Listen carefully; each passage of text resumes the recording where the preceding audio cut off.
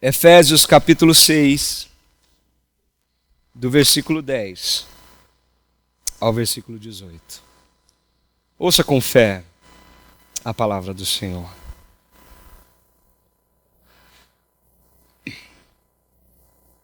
Finalmente,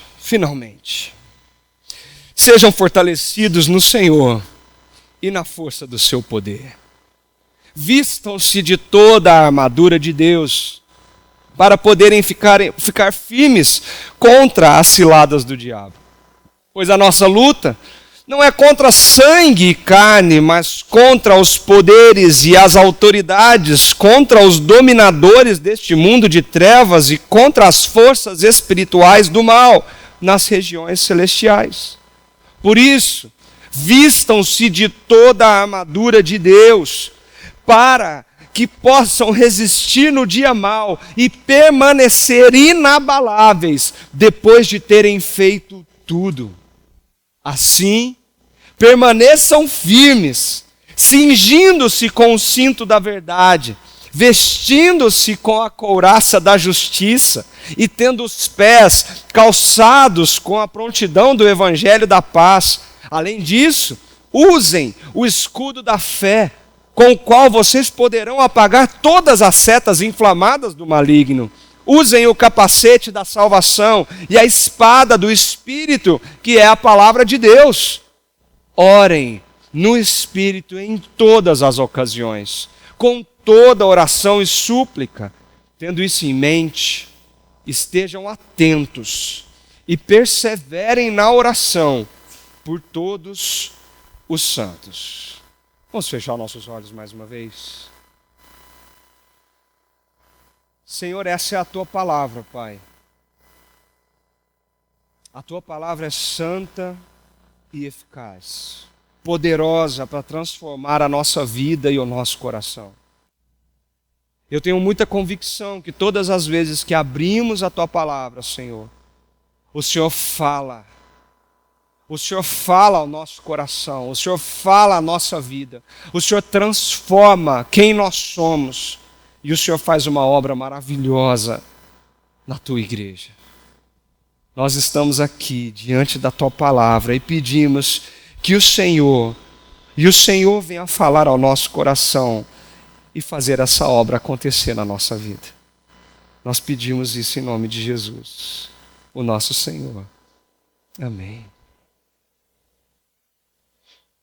O ano é 1453, muito tempo atrás, mas um ano que marcou a história do mundo. 1453, a cidade de Constantinopla, o coração do Império Bizantino, onde a cristandade oriental foi o ápice por mais de 1000 anos e enfrentava o seu pior inimigo.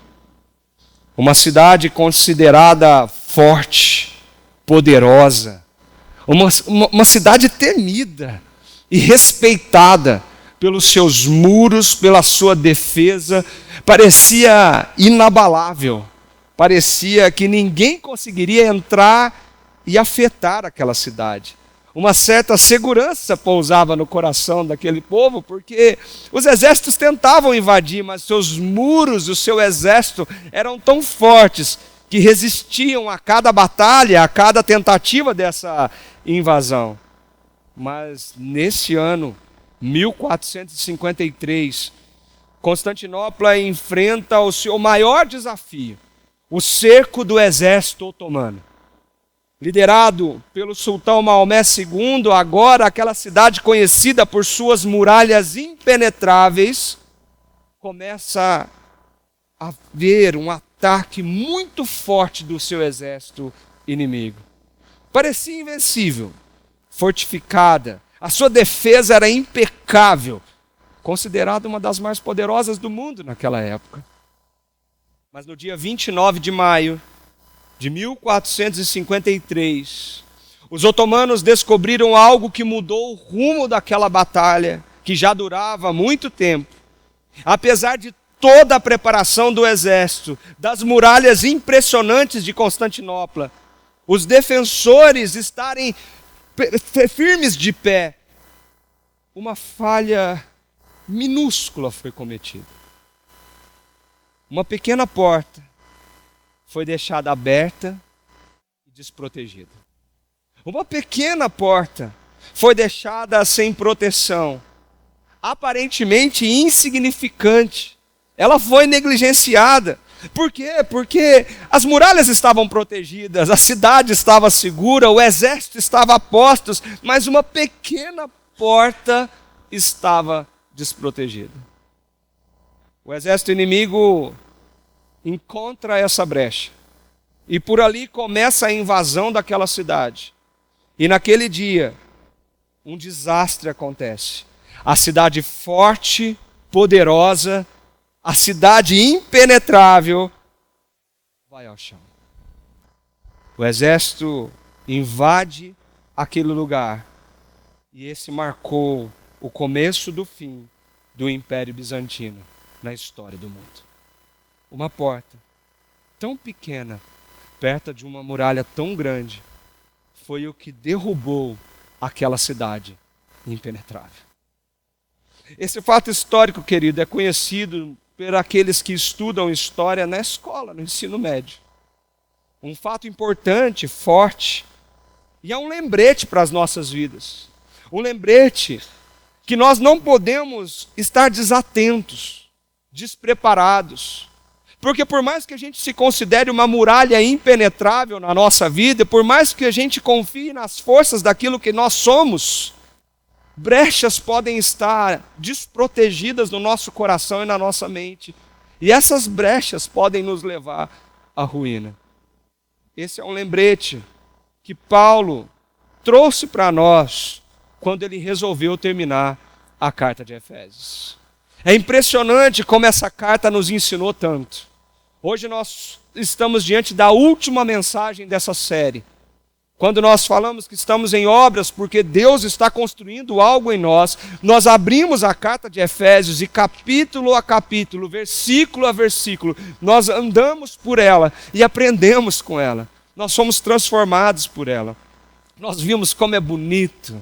Como é bonito ver no capítulo 1 o apóstolo escrevendo sobre as grandezas, as virtudes que foi derramada sobre nós, o seu povo, o povo de Deus.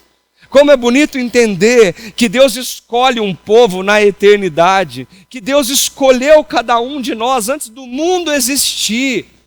Ele já escolhia o nosso nome, Ele já escolhia a nossa família, Ele já escolhia a nossa história. Você já pensou nisso? Um Deus que é soberano e grande escolheu você antes de qualquer coisa desse mundo existir.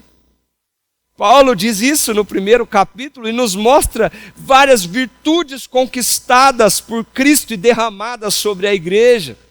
Paulo nos alerta no capítulo 2, ele diz que Deus tem um plano em ação. E esse plano é levantar um povo forte, firme, um povo que tem fé no único Deus, no único sacrifício da cruz, que é habitado pelo mesmo Espírito, que compartilha do mesmo batismo, um povo só em uma aliança eterna com o Senhor. Paulo diz, nós estávamos mortos em nossos delitos e pecados, mas Ele nos deu vida, Ele nos deu vida juntamente com Cristo. Ele nos uniu ao Senhor e nos fez um povo. O plano de Deus não era simplesmente pegar o povo escolhido lá de trás, Israel, os judeus, mas agora os gentios também são chamados para o Evangelho, são chamados para o amor de Deus. E o capítulo 2 deixa isso muito explícito para nós. No capítulo 3, Paulo mostra o que foi a parte dele. Qual foi o seu papel em tudo isso, em oração e na exposição do Evangelho, na apresentação de um mistério que foi revelado a nós. O que era oculto agora não é mais. O mistério revelado é Cristo Jesus, o Messias aqui, agora, o Deus conosco, o Deus Emanuel. Aquele que foi prometido pelos profetas, tão esperado pelo seu povo, agora ele está aqui. E o plano de Deus é fazer convergir todas as coisas para debaixo dos pés daquele que é o Rei dos Reis e o Senhor dos Senhores. A partir do capítulo 4, meus queridos, nós vimos que entender essas coisas transforma a nossa vida. Entender isso tudo muda quem nós somos. Porque quando entendemos isso, as nossas atitudes, as nossas palavras, as nossas decisões, elas são transformadas pela realidade do que o Evangelho é. Quando entendemos a grandeza do plano de redenção de Deus, o amor dele, a graça que nos foi concedida, nós começamos a ser invadidos por uma necessidade de mudar as coisas na nossa vida. Nós começamos a entender que não vale mais, não faz sentido mais andar na mentira, mas sim viver na verdade. Não faz sentido viver uma vida de corrupção e engano, mas sim uma vida de justiça, uma vida de retidão, uma vida como Jesus nos ensinou quando estava aqui.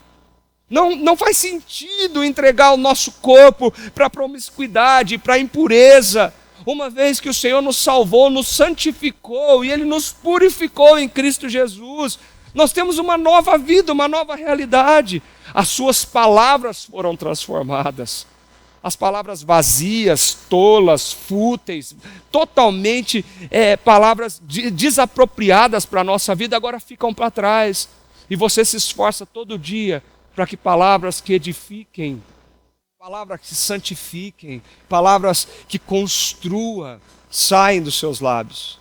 A partir do capítulo 4, nós aprendemos essas virtudes sendo derramadas na prática na nossa vida.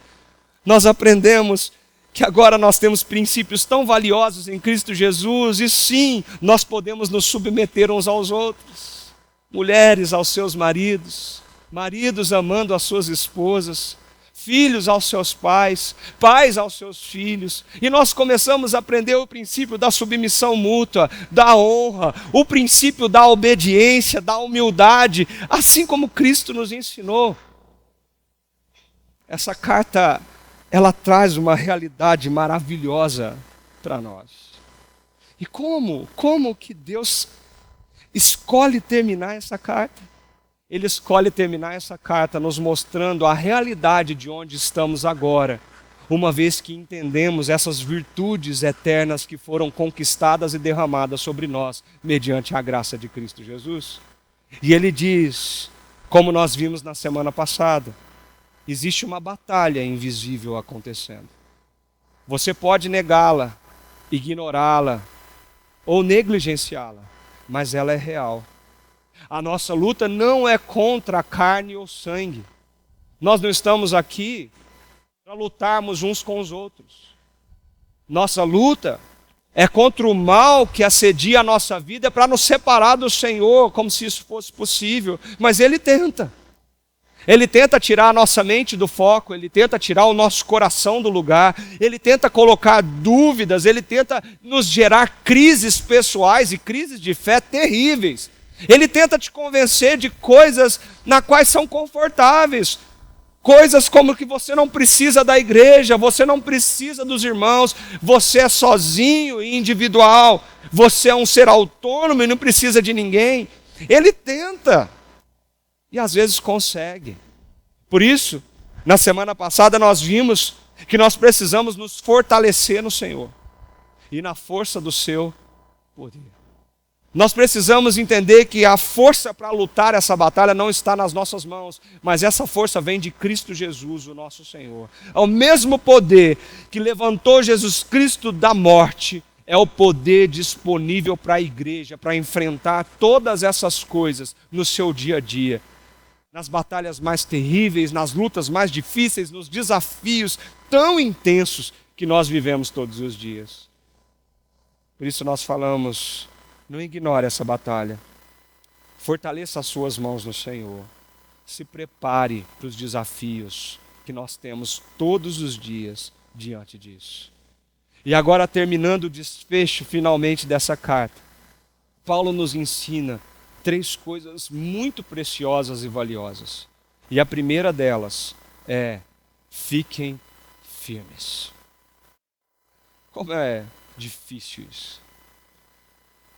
Parece fácil falar assim, igreja, fique de pé, fique firme. Difícil é quando você está em casa e as coisas estão acontecendo lá. E você fala, é difícil ficar firme. É difícil ficar de pé, é difícil resistir, é difícil não esmorecer, é difícil não se distrair. Mas aqui é uma ordem explícita. Deus está nos dando essa ordem através do apóstolo Paulo. Se você entendeu tudo isso que nós lemos do capítulo 1 ao capítulo 6, sabe como nós vamos trazer o desfecho dessa carta? Finalmente, irmãos, finalmente vocês precisam ficar firmes. O versículo 11 diz assim: vistam-se de toda a armadura de Deus para poderem ficar firmes contra as ciladas do diabo, contra a mentira e o engano que vem na nossa mente, contra tudo que tenta nos enganar e nos levar a acreditar em coisas que não são a verdade de Deus e as coisas de Deus. Mas a ordem é clara: fiquem firmes. O versículo 13 que nós lemos diz: por isso vistam-se de toda a armadura de Deus, para que possam resistir no dia mau, o dia difícil, o dia ruim, o dia de luta, o dia desafiador, e permanecer inabaláveis, depois de terem feito tudo. A ordem aqui é muito clara, e é uma ordem de defesa. Paulo está olhando para a figura de um soldado em batalha, mas não um soldado em ataque, mas um soldado que está se defendendo. Um soldado que sabe que o inimigo está ao nosso derredor. Um soldado que sabe da realidade dessa batalha que pode acontecer na nossa vida a qualquer momento, o tempo todo. E um soldado que não se distrai na sua vigília. Um soldado que permanece de pé, com os olhos atentos, entendendo que a sua postura significa muito diante da realidade do que está acontecendo. Paulo está dizendo: vocês precisam estar alertas. Vocês precisam entender que a postura da igreja é uma postura de defesa. É uma postura de entender o nosso lugar e, munidos do poder e da força de Jesus Cristo, nos defender contra tudo que possa tentar nos tirar da missão de Deus através de nós. Queridos, essa é uma visão totalmente diferente da visão que foi comunicada para uma igreja nos anos 80 ou 90. Quando um movimento de batalha espiritual varreu o nosso território brasileiro e internacional, dizendo para nós que nós deveríamos atacar contra as forças demoníacas do inferno, que nós deveríamos avançar contra o mal, nós deveríamos ir até o inferno e arrancar de lá aqueles que são de Deus e por um acaso estão lá. Não sei nem como que eles conseguiam falar um negócio desse. Músicas foram cantadas nessa época, músicas com um tom estranho, dizendo para Deus: restitui, eu quero de volta o que é meu, me dá porque é meu, eu determino isso, eu profetizo aquilo, eu digo isso e o Senhor tem que fazer. Esse movimento foi terrível, mas é um movimento contrário àquilo que a Bíblia nos ensina, porque aqui a nossa posição é de defesa, é de prontidão, é de estar alerta, é de estar vigilante, é de estar sóbrio. A sobriedade é algo muito importante na nossa vida, porque nós temos muitas distrações no nosso dia a dia. Querida, a nossa rotina nos distrai, a nossa vida nos distrai. Com certeza você já viveu essa sensação de acordar segunda-feira e piscar o olho e chegar à sexta. E você olha um para o outro e fala assim: meu Deus, eu não vi a semana passar. Esses dias eu estava conversando com um irmão que falou para mim assim: pastor, começou outubro. Eu falei: sim, mas eu não vi setembro passar. Eu falei assim: então fique esperto, porque daqui a pouco você pisca o olho e já é Natal. E a vida nossa está assim, a rotina está nos atropelando, está nos levando para frente. Nós não estamos vendo os nossos dias, e as distrações são inúmeras, gente, inúmeras. Nós pensamos que estamos nos alimentando, nutrindo o nosso coração, abençoando a nossa família, o nosso casamento, os nossos filhos. Mas, na verdade, esse mundo corrido de mentiras e engano está fazendo você esquecer de todos esses detalhes e ser arrastado dia após dia, distraído de tudo que está acontecendo à tua volta. A tela do celular, as séries na televisão, Não é que isso é pecado, não, irmão. A questão é o quanto nós estamos distraídos da realidade do que Deus está fazendo na nossa história. Deus está nos abençoando e nós nem vemos. Deus está nos sustentando e nós nem agradecemos. Nós comemos e sequer temos a coragem de dizer: Senhor, obrigado, porque esse alimento vem das tuas mãos, eu só tenho isso aqui na minha mesa porque o Senhor colocou aqui. Não dá tempo, pastor. Não dá tempo. Eu almoço em 10 minutos, é o tempo que eu tenho de engolir e voltar a trabalhar. Nós estamos distraídos. Nós estamos distraídos quando nós pensamos que é pela nossa força, é pelo que eu faço, pelo que eu sei, pelo meu diploma, pela minha habilidade, pelo tanto que eu sou bom. E isso nos distrai, porque nós esquecemos quem é o centro da nossa história, nós esquecemos quem reina soberanamente sobre a história, e nós começamos a confiar tanto na gente, nós esquecemos de quem está reinando sobre nós. Nós estamos distraídos. Mas pior do que isso, nós estamos distraídos, soldados desatentos. A Bíblia diz: esteja alerta, vigiem, porque o diabo, nosso adversário, é como um leão, ele anda ao nosso derredor procurando uma brecha para poder atacar. E como ele ataca? Ele começa a colocar dúvidas e questionamentos na nossa mente, usando o que precisar ser usado, seja uma postagem no Instagram, uma matéria no jornal, seja uma fala de um amigo, uma mensagem no WhatsApp, alguma coisa que você viu no Netflix, eu não sei. Mas ele usa isso para questionar a Deus, para te tirar do foco, te tirar da missão, para poder te distrair enquanto Deus está fazendo tanta coisa à tua volta. Nós estamos distraídos, queridos, pensando que o nosso dinheiro é suficiente, pensando que a nossa força é suficiente. Nós estamos distraídos, pensando que nós damos conta sozinho. Semana passada nós falamos isso, nós não damos. Se não fortalecer as nossas mãos em Cristo Jesus e no seu poder e na sua autoridade, nós vamos sucumbir em nossos dias. É por isso que tem tanta gente sofrendo. Porque quando essa batalha se mostra real ao nosso derredor, nós esmorecemos, nós caímos, nós pecamos. Nós nos distanciamos da igreja, do povo de Deus, nos distanciamos de Deus na nossa devoção, e é tudo que o nosso inimigo quer. É por isso que Paulo, para terminar essa carta, ele diz: vocês precisam tomar cuidado com as distrações do seu dia. Vocês precisam se manter no foco. Vocês precisam permanecer firmes. Fiquem firmes. Igreja do Senhor Jesus Cristo, fiquem firmes. Nós precisamos estar atentos e alertas, porque o mundo está tentando contra a igreja. O mundo está tentando nos convencer de coisas que não são a verdade de Deus. O mundo está tentando nos dizer que você pode ser quem você quiser, do jeito que você quiser, enquanto a Bíblia nos diz que Deus determina o que eu sou. Deus me diz quem eu sou. Ele que me criou, é Ele que me elegeu, Ele que me comprou, é Ele que me ama e cuida de mim todos os dias. É a Ele que eu me rendo. Fiquem firmes. Será que você está distraído no meio de tudo isso? E o teu coração sofre as consequências da tua distração? Se os seus dias te atropelam, se a sensação é aquele rolo compressor passando em cima do seu corpo, talvez a sua agenda está apontando para muito mais do que você deveria fazer. E você não tem priorizado coisas que te mantêm firme, alerta e no foco correto da tua vida. Fiquem firmes, igreja.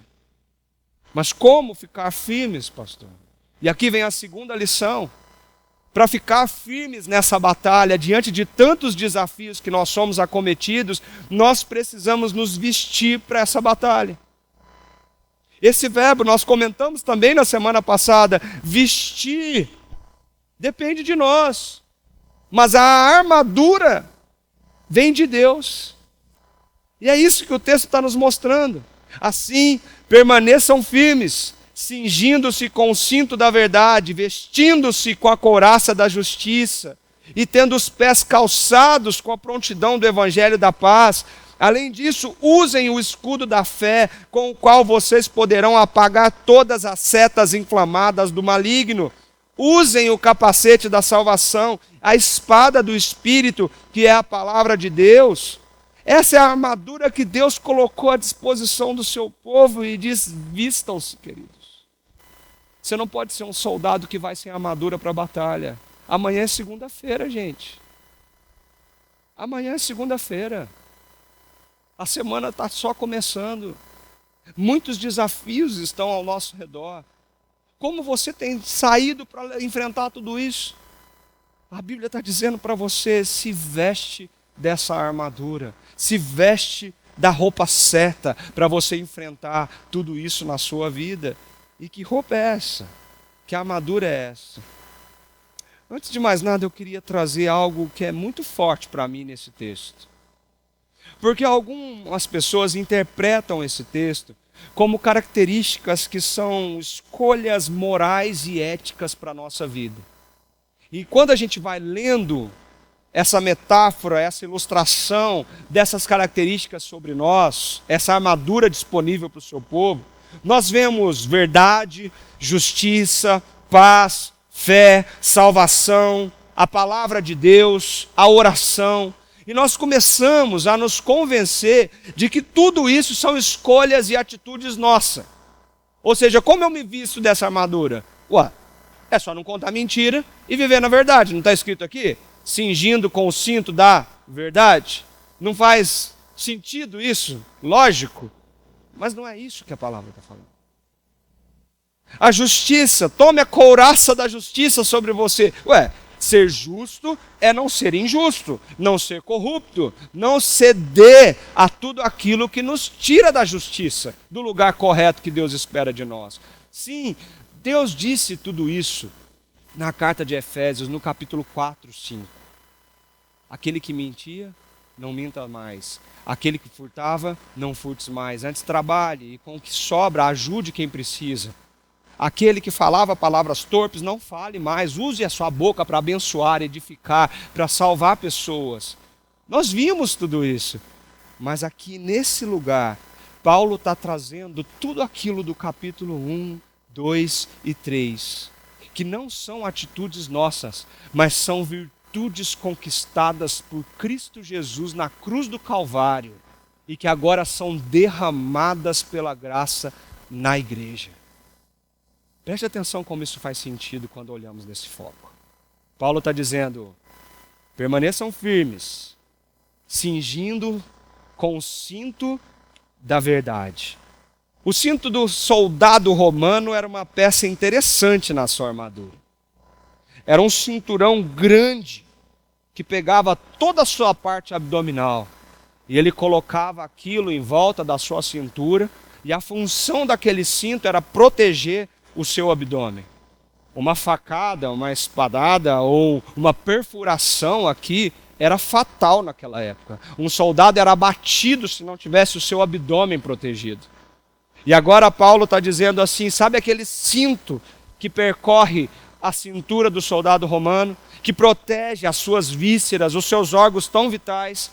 Esse cinto na armadura que Deus nos concede é chamado de a verdade de Deus. Mas não é a verdade o oposto da mentira. Que verdade é essa então? É a verdade do mistério que foi revelado em Cristo Jesus, conforme o capítulo 3. É o evangelho de Jesus. Jesus disse: eu sou o caminho, a verdade e a vida. Ninguém vem ao Pai a não ser por mim.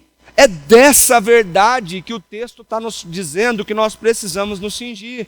Quando nós entendemos que esse evangelho nos conta uma história, quando nós entendemos que tem uma criação linda de Deus, mas uma queda drástica acontecendo pelo pecado, quando nós entendemos o plano da redenção lindo consumado em Cristo na cruz do Calvário e na ressurreição ao terceiro dia, e quando nós esperamos a volta dele, quando nós cantamos, e a glorificação, a consumação de todas as coisas, nós pegamos toda essa história, a cosmovisão cristã, o evangelho de Jesus Cristo, o plano de Deus, a verdade absoluta do Criador.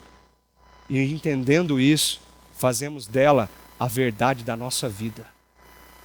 Cingir com a verdade é você olhar para a tua vida e programar a tua vida, entender a tua vida, viver os seus dias na perspectiva e na realidade desta verdade, que explica tudo e dá significado para cada um de nós. Paulo está dizendo, a verdade não foi você que fez, não foi você que produziu, ela é uma virtude de Deus derramada sobre você. Você precisa se apropriar dela e reprogramar, reconfigurar a tua existência à luz dessa verdade. Isso sim vai trazer para nós força suficiente para enfrentar muita coisa. Porque isso nos explica muito. Isso explica quem nós somos, de onde nós vimos, por que passamos por tantos problemas, por que é tão difícil se relacionar um com o outro, por que no nosso casamento as coisas se tornam catastróficas às vezes, por que a relação de pai e filho não é tão fácil quanto deveria ser, por que a relação de trabalho às vezes é uma relação de abuso, uma relação difícil, porque o pecado entrou no mundo. Mas então como nós vamos fazer? Nós não podemos fazer nada. Cristo já fez na cruz do Calvário, quando nos redimiu de todo esse mal e nos tirou do império das trevas e nos transportou para o reino da sua luz. Essa é a verdade que deveria nortear tudo que nós somos. Tudo que você decide, tudo que você é. Por isso que Jesus disse, não se ocupe demais com as coisas desse mundo. Pense naquilo que é eterno. Buscar em primeiro lugar o reino de Deus e a sua justiça, e todas as outras coisas vos serão acrescentadas. Essa é a verdade de Deus, querido. Você vive na perspectiva dela? Ou você continua lutando com a sua própria força? Você vai para a batalha sem esse cinto e deixa todo o seu abdômen desprotegido. Como você tem feito isso? Paulo continua dizendo, não é só a verdade que você precisa se apropriar, você precisa se vestir com a couraça da justiça.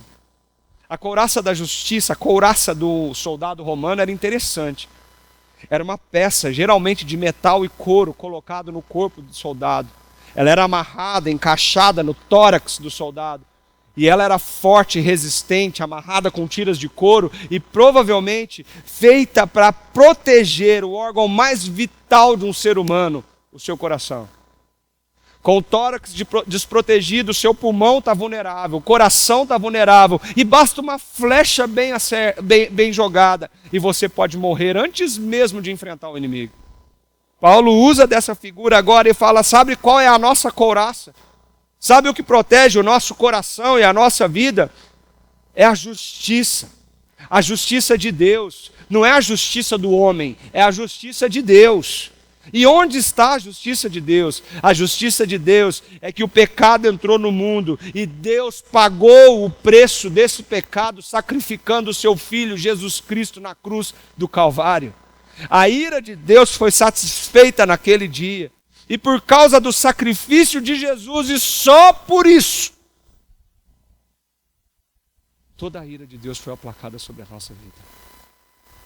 Ele nos perdoou, independente do nosso passado, independente de onde vimos. Ele nos perdoou de todos os nossos pecados em Cristo Jesus. E a Bíblia diz, nós fomos feitos justos aos olhos de Deus por causa do sangue do Cordeiro derramado na cruz do Calvário. Agora Deus olha para nós, mesmo tão falhos, e Ele enxerga Jesus em nós. Nós chamamos disso de justificação pela fé. Nós sabemos que as nossas justiças e as nossas atitudes não passam de trapos de imundícia, conforme Isaías 64. Mas foi por causa de Deus, é porque Ele fez tudo o que fez que nós estamos aqui. E nós podemos ser perdoados e podemos respirar firmes e tranquilos, porque Ele nos redimiu da culpa. Ele justificou a cada um de nós dos nossos pecados. Ele nos separou como filhos e família dEle. Paulo está dizendo, proteja o teu coração todo dia quando você for sair de casa. com a verdade de que você não é capaz de salvar a si mesmo. Nada do que você faz é capaz de chegar a tanto. Somente Jesus Cristo e o que Ele fez na cruz é capaz de perdoar a cada um de nós por tanto erro e pecado que nós temos. Ele nos salvou. Ele nos justificou. E nós precisamos tomar isso sobre nós.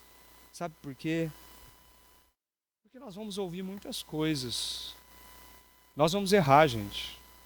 Nós cometemos pecado. Sabe aquela hora que você fala uma coisa para alguém, machuca alguém e você não deveria ter feito? Você sabe que você errou. Você sabe que está errado. Um peso na consciência terrível vem no nosso coração. A gente se arrepende, porque a gente sabe que isso é pecado. Não está de acordo com a vontade de Deus. E aí, a gente começa a escutar umas coisinhas na nossa cabeça, assim, sabe? Alguns gostam de chamar isso de consciência, mas a gente tem que tomar cuidado. A nossa consciência está aqui sim, mas o diabo se aproveita disso. E a gente começa a escutar algumas coisinhas na nossa cabeça, tipo assim, também, não tem nada demais o que você fez.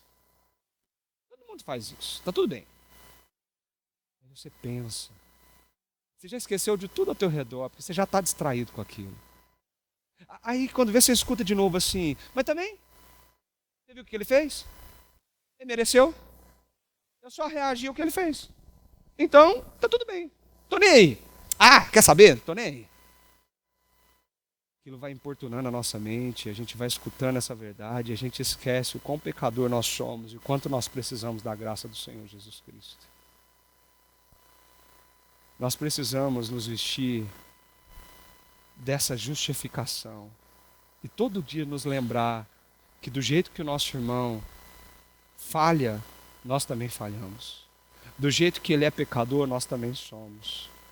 Independente do que ele fez, nós também pecamos. E o perdão que recebemos de Cristo Jesus precisa fluir da nossa vida para com cada um que está do nosso lado, para a gente não se distrair com isso. Vestir a couraça da justiça vai proteger o nosso coração. A verdade de Deus diz: quem nos separará do amor de Cristo? Quem será capaz de nos separar das mãos daquele que nos salvou?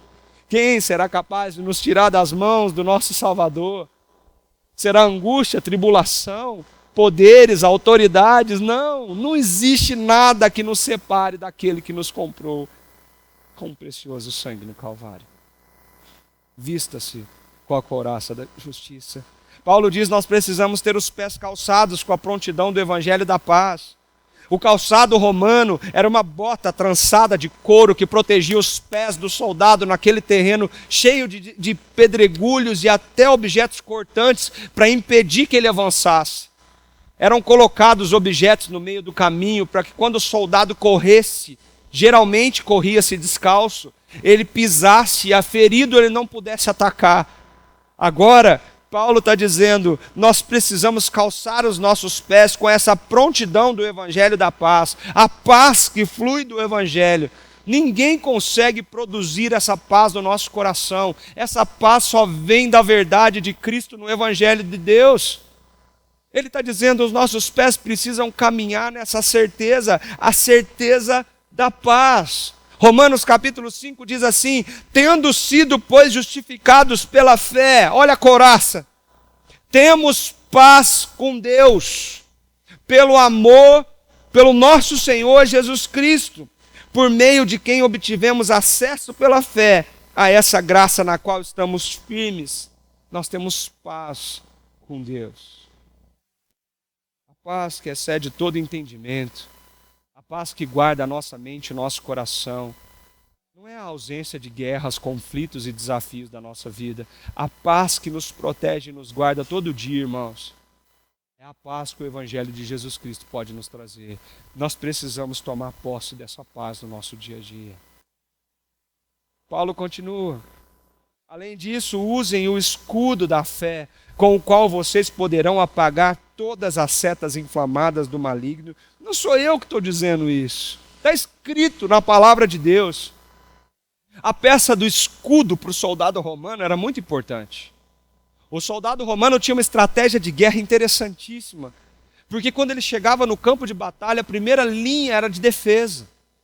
Ele usava um escudo grande, quadrado, quase de corpo todo. E nesse escudo, ele era formado de madeira e couro umedecido. Era muito comum flechas acesas com fogo serem lançadas contra os exércitos inimigos. E agora o exército romano, eles formavam blocos com esses escudos e eles faziam um verdadeiro campo de força, chamado de tartaruga romana. Eles fechavam os soldados debaixo daqueles escudos e as setas vinham, as flechas cheias de fogo vinham. E quando batiam naquele escudo umedecido, com couro úmido, as setas eram apagadas e os soldados não eram atingidos. Paulo pega essa cena na sua mente e o Espírito Santo usa isso para dizer: vocês precisam usar o escudo que já está com vocês. Porque as setas vão vir. As flechas pegando fogo vão vir. E vocês precisam usar esse escudo para proteger vocês. E o escudo que Paulo usa aqui é o escudo da fé. A fé que não vem do nosso coração, a fé que não vem das nossas mãos, a fé que Efésios disse que vem de Deus, é dom de Deus, pela graça de Deus. Meu querido, nós não geramos fé, nós não conseguimos ter isso. Você pode até falar assim: você precisa ter fé. Aí você vai lá e se esforça, faz força, vamos ver se sai fé. Não sai. Aí você precisa ter fé nessa situação. Aí você senta na tua cama e fala assim: fé, fé, vai, fé. Não vai. Porque a gente não gera fé. A gente não fabrica fé. A Bíblia fala que fé é um dom de Deus, distribuído para aqueles que são seus pela graça dele. Você tem fé porque Deus te deu. Você tem fé porque foi alcançado por essa graça. Você já tem essa fé, e apropriar dessa armadura e desse escudo e usá-lo agora é você nutrir essa fé, exercitar essa fé que Deus já te deu. E nós sabemos como nós fazemos isso. Porque a palavra de Deus diz que a fé vem pelo ouvir, e ouvir a palavra de Deus. Você quer nutrir a sua fé? Não é sentar e ficar assim: vai, fé, vai, eu tenho que ter fé, eu tenho que ter fé. Eu vou falar coisas positivas porque vai dar certo, vai dar certo. Isso não é fé, gente. Você nutre a tua fé quando você abre a palavra de Deus e deixa ela alimentar a tua vida. Você nutre e exercita a tua fé quando você põe os seus joelhos no chão e diz: Senhor, eu não tenho capacidade para enfrentar isso, mas o Senhor pode. O Senhor deve conseguir, eu não. O Senhor tem poder para isso, eu não. Isso é exercitar a nossa fé. Quantas vezes nós estamos distraídos e no meio da luta e da guerra do dia a dia, nós saímos de casa sem esse escudo. Nós deixamos isso de lado e estamos vulneráveis contra os ataques do inimigo. Sim, gente, ele vai falar na tua mente aí: não foi bem isso que Deus quis dizer. Se você comer dessa fruta, você vai conhecer o bem e o mal. Então come. Você vai ser igual a Deus. Vocês lembram disso? Ele continua fazendo isso todo dia. Ele continua fazendo isso todo dia, te incentivando a duvidar de Deus, duvidar das coisas de Deus, da verdade de Deus. Use o escudo da fé. E use o capacete da salvação. Percebe que o verbo aqui é usar. Não é criar, não é fazer. É pegar e usar. Usar o capacete da salvação é você colocar sobre si algo que te protege na tua mente. E o que te protege na tua mente? A certeza de quem você é em Cristo Jesus. Você não é salvo pelo que você faz. Você é salvo pelo que Ele fez. Você é salvo pelo que Ele conquistou. Nós somos salvos pelo que Ele fez na cruz do Calvário. Nós usamos esse capacete para proteger a nossa mente. Porque quando nós esquecemos de quem nós somos, é essa salvação conquistada por Jesus Cristo que nos protege e nos guarda. Observe isso, gente. Nós estamos distraídos na batalha, porque nós esquecemos de coisas que são tão básicas como essa. que guarda a nossa vida em Cristo Jesus. Ele diz: usem a espada do Espírito, que é a palavra de Deus. O Espírito Santo guia a nossa vida por essa espada. E é muito curioso, porque a espada do soldado romano, ela tinha duas funções. Uma espada era grande, era uma espada de ataque. Era a espada que ele geralmente usava quando ia atacar. Mas essa espada aqui, muito provavelmente, era uma espada pequena que ele carregava presa no seu cinturão. Uma espada que não era para atacar ninguém, mas era uma espada para se defender, mano a mano, ombro a ombro, quando o inimigo chegasse perto dele. E essa espada, sim, ele tirava do seu cinto e se defendia a sua vida quando o inimigo estivesse na sua frente. Uma vez sem essa espada, só te resta cair numa porrada no murro. Vai para cima com o murro, com a mão, com aquilo que você tem. Você sabe qual que é o problema disso, gente? É que quando você não tem a espada do Espírito, você começa a lutar com as suas forças, com as suas ideias, com os seus achismos. Você começa a lutar no murro. Você começa a se defender pensando que você dá conta. Pastor, eu acho que é isso. A minha interpretação é essa. Não foi assim que Jesus Cristo nos ensinou. Jesus, quando foi tentado pelo diabo no deserto, está escrito na palavra do Senhor. A resposta dele, a espada que ele tirou para se defender do inimigo foi: está escrito. Está escrito. Essa é a nossa defesa. Mas o que está escrito, querido? Como você vai dizer isso no momento de luta se você não sabe o que está escrito? Como você vai se defender se você não sabe o que está escrito na palavra do Senhor? Como você vai usar a espada do Espírito para a defesa da tua vida se você não sabe o que contém nela? É triste, gente, perceber que todas essas virtudes foram dadas para a igreja, mas que a igreja usa isso de forma tão rasa e tão superficial. Porque na nossa vida o que vai nos proteger são essas virtudes que foram conquistadas por Cristo e derramadas na nossa vida. Não é a nossa força, nem os nossos pensamentos, não são as nossas filosofias, nem as construções que nós fazemos durante o dia, os raciocínios lógicos. O que nos protege de fato, por toda a eternidade, é essa armadura que Deus nos entregou e diz: igreja, se aproprie disso na sua vida. Eu disse isso semana passada. Infelizmente, uma das maiores dificuldades dos cristãos da nossa era é ter um tempo de devocional com Deus. Não consegue orar, não consegue ler a Bíblia, não consegue se dedicar a isso. Como enfrentaremos essa batalha diante disso? Diante dessa realidade. É por isso que Paulo, para terminar essa carta, ele diz: igreja, sabe o que nós precisamos?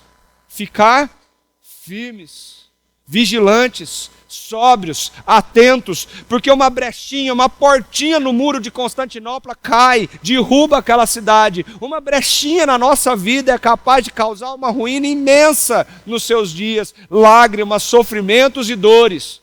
Fiquem firmes. Para ficar firmes, se vistam da armadura de Deus. E ele termina tudo isso que ele escreveu dizendo: perseverem na oração. Perseverem na oração. Ele diz: orem no Espírito em todas as ocasiões. Orem de acordo com a vontade de Deus. Orem de acordo com a verdade de Deus. Orem na presença de Deus em todas as ocasiões. Em tudo que nós enfrentamos, a oração precisa ser o nosso combustível. Como o ar que nós respiramos para viver, a oração deveria ser a primeira coisa de todos os momentos de um cristão. Eu li essa frase e fiquei impactado com ela. A sua vida de oração revela muito sobre quem de fato você é como cristão. Eu vou repetir. A sua vida de oração revela muito sobre quem de fato você é como cristão. Porque nós dizemos confiar em Deus, mas as orações não estão presentes no nosso dia a dia. Nós dizemos acreditar no Senhor, estar com Ele o tempo todo, mas nós decidimos e vivemos como se Ele não estivesse. E é por isso que Paulo encerra tudo isso dizendo: essas virtudes vocês já têm, já foram conquistadas por Cristo, estão à disposição da igreja, usem isso. E orem o tempo todo. Orem o tempo todo. Com toda oração, com toda súplica, estejam atentos e perseverem na oração por todos os santos. Estejam atentos e perseverem na oração por todos os santos. Como é bom saber que nessa batalha nós não estamos sozinhos. Como é bom quando nós oramos uns pelos outros e nos fortalecemos uns aos outros, sabendo que Deus intervém na nossa vida quando os nossos joelhos estão no chão. Deus já nos deu tudo isso, queridos. O que nós precisamos fazer é colocar a nossa vida nessa perspectiva, se apropriar disso e viver assim. Quanto tempo nós gastamos distraídos, que poderíamos estar de joelhos orando? Se de fato Cristo é a nossa única esperança e a fonte da nossa fé, nós precisamos confiar nele e não na nossa força. Sede fortalecidos no Senhor e na força do seu poder. E é isso que essa mesa nos lembra. Quando nós estamos aqui, essa mesa nos lembra do que Cristo conquistou, do que Ele fez e do que nós fazemos parte. Quando nós sentamos nessa mesa, sabe o que nós estamos fazendo? Nós estamos nos apropriando da presença dEle, da verdade, da justiça, da salvação mais uma vez. E nós estamos, todas as vezes, quando tomamos o pão e o cálice, nós estamos renovando o nosso voto de aliança com Ele, dizendo: Senhor, essa é a fonte da nossa confiança, da nossa vida, da nossa existência. Cada vez que nós nos alimentamos com o corpo e o sangue, o pão e o suco, nós estamos renovando a nossa aliança com Ele, para estarmos prontos e atentos para a batalha. É por isso que eu queria te convidar a não negligenciar esse momento. Se tivéssemos a real clareza do que esse momento significa para as lutas que nós vamos enfrentar essa semana, nós clamaríamos para sentar nessa mesa. Nós não abriríamos mão disso. E nós diríamos para o Senhor: Pai, é isso que eu preciso. Eu preciso disso. Eu preciso renovar com o Senhor a confiança que eu tenho em Ti e colocar sobre mim essa armadura que me guarda, me protege e me coloca na posição de batalha, sem distração,